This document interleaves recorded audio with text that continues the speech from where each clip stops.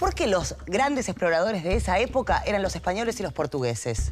Es cierto, las grandes exploraciones marítimas europeas fueron casi exclusivamente de españoles y portugueses. Miremos este mapa. La ubicación de España y Portugal en la península ibérica, de cara al océano Atlántico y cercana a las costas de África, permitió el desarrollo de una cultura marinera. Los conocimientos y la experiencia que adquirieron a través del tiempo los llevarían a producir las transformaciones necesarias para navegar en alta mar. Pero hubo una causa muy importante que impulsó las exploraciones. Ahora veamos este mapa. El Imperio Turco había bloqueado el mar Mediterráneo y los europeos tuvieron que buscar nuevas rutas marítimas.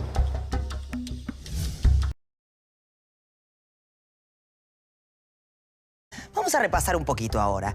¿Qué llevó a los europeos a lanzarse a los mares y a que descubrieran nuestro continente? Varios motivos. La necesidad de encontrar nuevas rutas marítimas para comerciar, las innovaciones científicas de la época y los progresos en la navegación y en los instrumentos náuticos. Todo esto hizo que el siglo XV fuera un siglo clave, que marcó un antes y un después en los intercambios y en las relaciones entre los pueblos de distintas partes del planeta. La historia de estos acontecimientos es la que vamos a ver hoy. Así que los invito a viajar en el tiempo y a viajar por los mares del mundo. Ahora sí te cuento por qué Constantinopla es una ciudad clave en esta historia. Veámoslo en estos mapas. Constantinopla funcionaba como un puente entre las rutas terrestres que unían para el comercio a Europa con Asia. Además, su puerto era paso obligado en las rutas marítimas entre el Mar Negro y el Mediterráneo. Pero a mediados del siglo XV, en 1453, el Imperio Turco, de religión islámica, enemigo de los reinos cristianos, se apoderó de Constantinopla y bloqueó las rutas comerciales entre Oriente y Occidente. ¿Qué hicieron entonces los comerciantes y navegantes europeos? Ellos tenían cada vez mayor necesidad de mercancías porque el comercio estaba en continuo crecimiento. Entonces, si no podían transitar por Constantinopla, tenían que buscar nuevos caminos. Y esto los impulsó a explorar nuevas rutas que los llevaran hacia Oriente. ¿Pero por qué eran tan importantes para los europeos la sal o las especias? Supongo que no era solo para cocinar. Las usaban para condimentar los alimentos, sí. También para fermentar bebidas caseras y para la medicina. Pero tenían otro fin fundamental: conservar los alimentos. Hoy podríamos conservar su carne muy fácilmente en frigoríficos o heladeras. Pero en aquel entonces, ¿cómo hacían para mantenerla? Salarla o adobarla. Condimentarla. La pimienta se producía en la India, la canela y la nuez moscada en Ceilán, el jengibre en China y la más preciada de las especias, el clavo, en las Islas Molucas. Otros productos que alcanzaban altos precios en Europa venían por las mismas rutas. La seda de China, tela de algodón y esmeraldas de la India, rubíes del Tíbet, zafiros de Ceilán y el ruibarbo, muy apreciado en la medicina, de la China.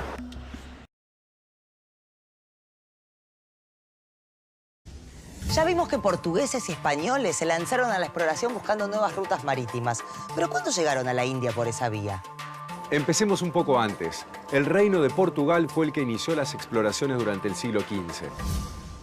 Las expediciones fueron impulsadas por Enrique el Navegante, príncipe de Portugal, desde su escuela de navegación con el apoyo económico de poderosos banqueros. El reino de Portugal tenía vinculación con el norte de África, donde había ricos yacimientos de oro.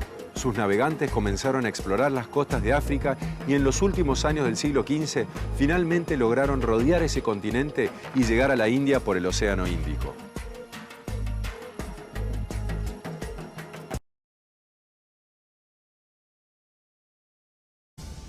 ¿Cómo era la navegación en el Mediterráneo? ¿Cómo eran las naves? ¿Eran seguras? ¿Podían enfrentar las tormentas? La navegación era principalmente costera, de cabotaje, es decir, de puerto a puerto, para intercambiar mercancías. Las embarcaciones eran muy pesadas, movidas por remos.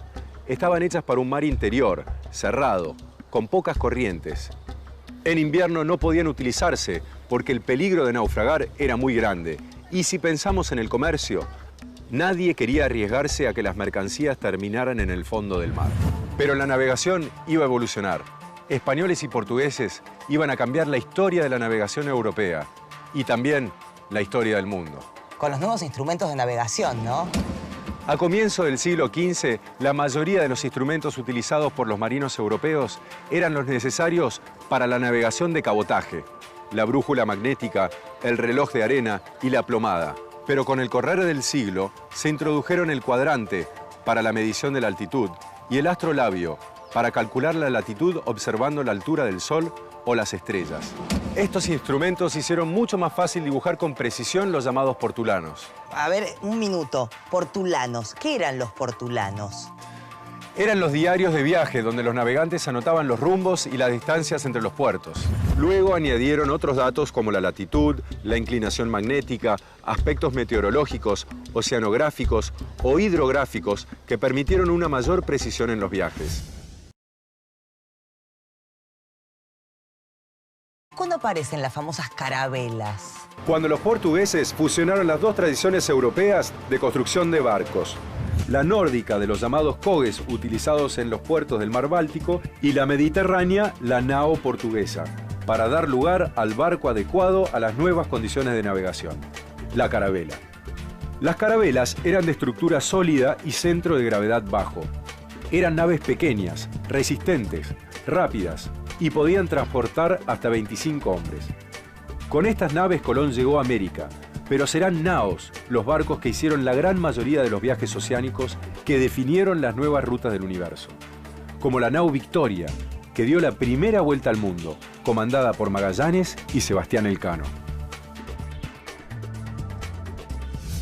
Entonces, repasando, los avances en la construcción de naves, sumado al perfeccionamiento de la brújula, el astrolabio y las cartas de navegación, llevaron a los europeos al inesperado descubrimiento de un mundo nuevo para ellos: América.